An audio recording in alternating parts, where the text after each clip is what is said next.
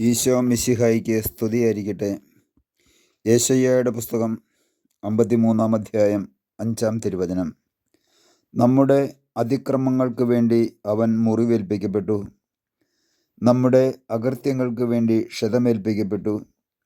അവൻ്റെ മേലുള്ള ശിക്ഷ നമുക്ക് രക്ഷ നൽകി, അവൻ്റെ ക്ഷതങ്ങളാൽ നാം സൗഖ്യം പ്രാപിച്ചു.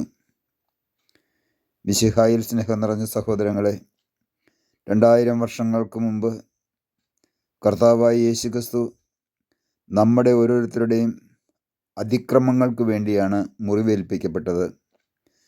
നമ്മൾ ചെയ്തു കൂട്ടിയ പാപങ്ങൾക്ക് വേണ്ടിയിട്ടാണ് അവിടുന്ന് ക്ഷതമേൽപ്പിക്കപ്പെട്ടത്. അവൻ്റെ മേലുള്ള ശിക്ഷ അങ്ങനെ നമുക്ക് ഓരോരുത്തർക്കും രക്ഷയായി മാറി.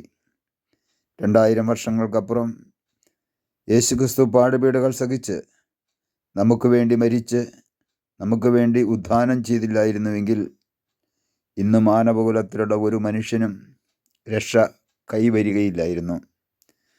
അതുകൊണ്ടാണ് 1 യോഹന്നാൻ 2-ാം അധ്യായത്തിൻ്റെ 2-ാം തിരുവചനത്തിൽ ഇപ്രകാരം പറയുന്നത്: അവൻ നമ്മുടെ പാപപരിഹാര ബലിയാണ്. നമ്മുടെ മാത്രമല്ല, ലോകം മുഴുവൻ്റെയും പാപങ്ങൾക്ക് പരിഹാര ബലിയാണ്. അങ്ങനെ നമുക്ക് വേണ്ടി പരിഹാര ബലിയായി മാറ്റപ്പെട്ട കർത്താവായ യേശുക്രിസ്തുവിൽ ആശ്രയിച്ചുകൊണ്ട് ആ കർത്താവിനോട് നമുക്ക് പ്രാർത്ഥിക്കാം. അവൻ്റെ ക്ഷതങ്ങളാൽ നാം സൗഖ്യം പ്രാപിച്ചു എന്ന വചനം ഹൃദയത്തിൽ സ്വീകരിച്ചുകൊണ്ട് നമ്മുടെ ജീവിതത്തിൽ ഇന്ന് ഏതെല്ലാം മേഖലകളിൽ രോഗങ്ങളും തകർച്ചകളുമുണ്ടോ, ആ മേഖലകളിലെല്ലാം സൗഖ്യം പ്രാപിക്കുവാൻ വേണ്ടി നമുക്കൊരു നിമിഷം പ്രാർത്ഥിക്കാം. കർത്താവായ ദൈവമേ, അവൻ്റെ മുറിവിനാൽ നിങ്ങൾ സൗഖ്യം പ്രാപിച്ചുവെന്ന ഈ വചനം ഞങ്ങൾ സ്വീകരിച്ചുകൊണ്ട് അങ്ങയെ മഹത്വപ്പെടുത്തുന്നു. ഞങ്ങൾ അനുഭവിച്ചു കൊണ്ടിരിക്കുന്ന എല്ലാ രോഗങ്ങളും രോഗപീഠകളും അങ്ങയുടെ മുറിവിലേക്ക് ഞങ്ങൾ ചേർത്ത് വയ്ക്കുന്നു.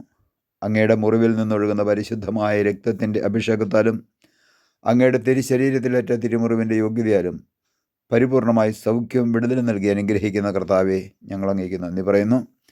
പിതാവിൻ്റെയും പുത്രൻ്റെയും പരിശുദ്ധാത്മാവിൻ്റെയും നാമത്തിൽ ആമേൻ.